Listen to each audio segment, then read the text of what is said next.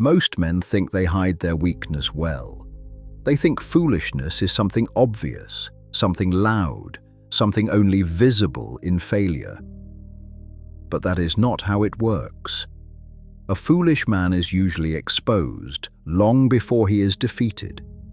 He reveals himself in conversation, in small phrases, in automatic language, in the same careless words repeated so often that he no longer hears what they say about him. That is the danger. Weakness becomes most dangerous when it sounds normal. Stoic philosophy teaches that speech is never random. Words are not decorations placed on thought. They are thought made visible. They reveal what a man values, what he fears, what he avoids, and where his character becomes unstable under pressure. A disciplined man may say little, but even that little carries weight. A foolish man may sound confident, even intelligent, but his language leaks immaturity in ways he never notices. And that is why this matters.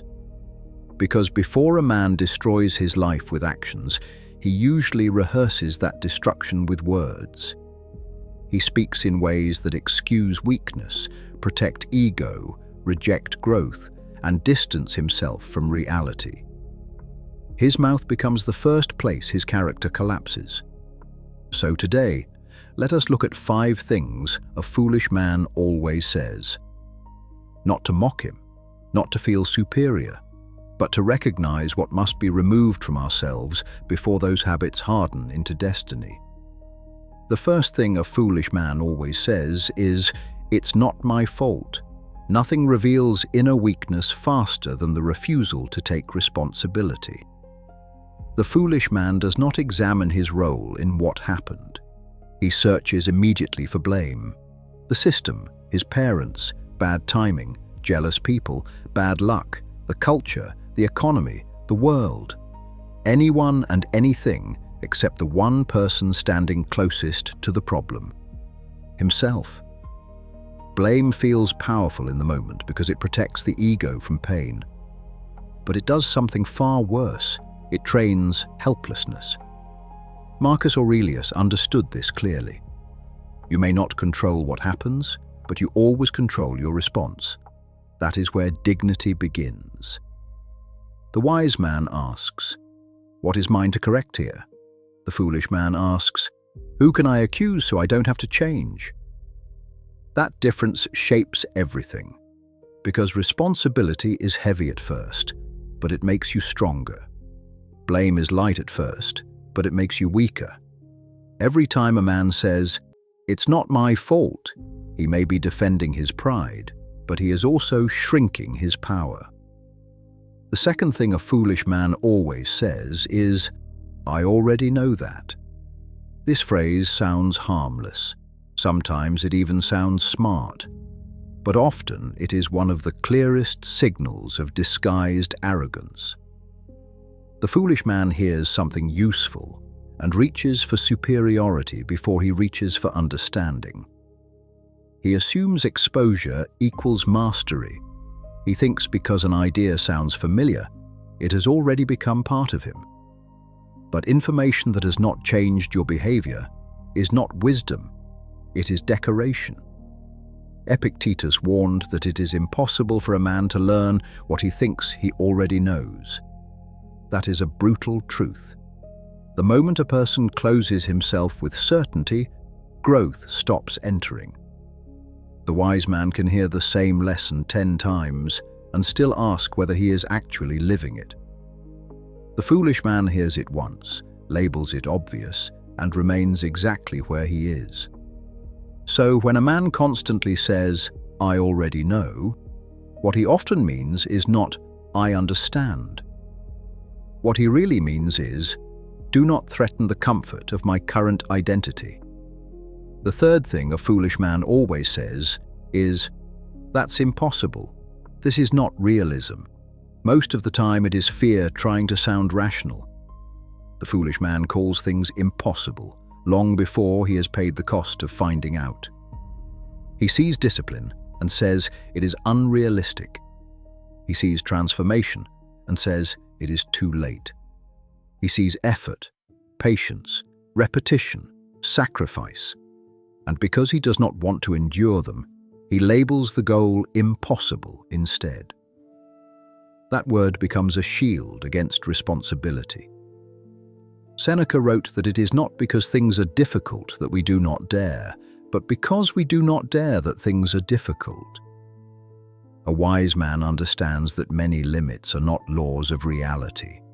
They are habits of imagination.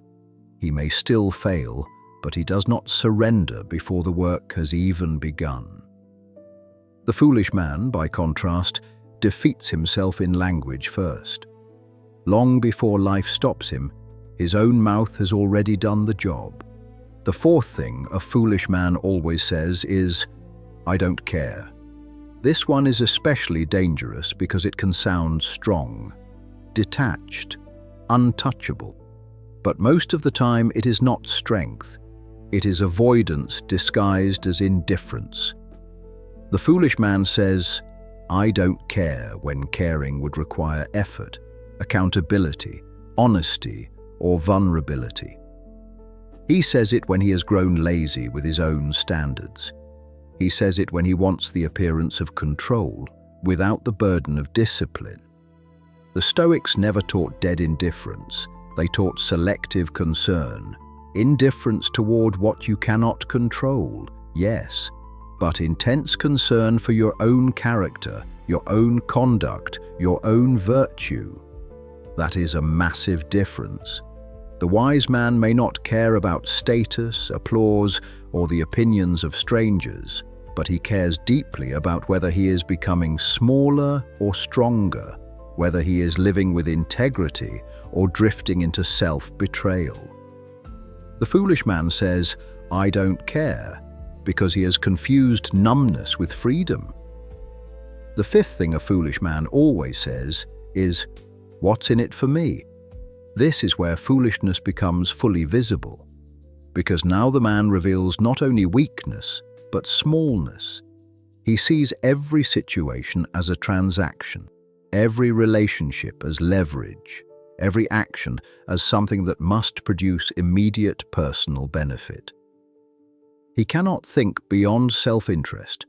He cannot imagine dignity without profit. He cannot serve, contribute, or build without needing a visible return. Marcus Aurelius said that what is not good for the hive cannot be good for the bee. A wise man understands this intuitively. He knows that a meaningful life cannot be built through endless extraction. It must include contribution, responsibility, usefulness, and service.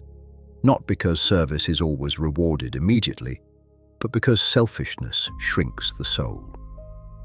The foolish man asks, "What do I get?" The wise man asks, "What kind of man does this allow me to become?" And that is the deeper point beneath all 5 phrases. They do not merely sound bad. They reveal a pattern: refuse responsibility, reject learning, surrender before trying, hide apathy behind detachment, reduce life to self-interest.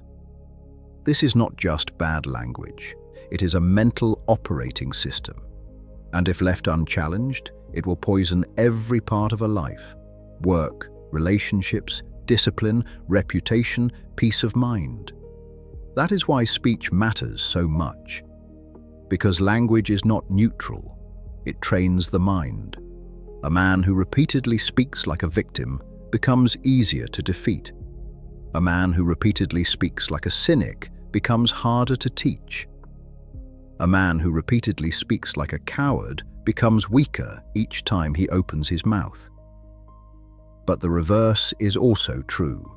Cleaner speech can produce cleaner thought. More disciplined language can produce more disciplined living. So the real question is not whether foolish men say these things. Of course they do. The real question is harder. Where do these phrases still live in you? In which moments do you protect your ego instead of your growth? Where do you still call things impossible because you fear the price? Where do you still pretend not to care because real care would expose your inconsistency.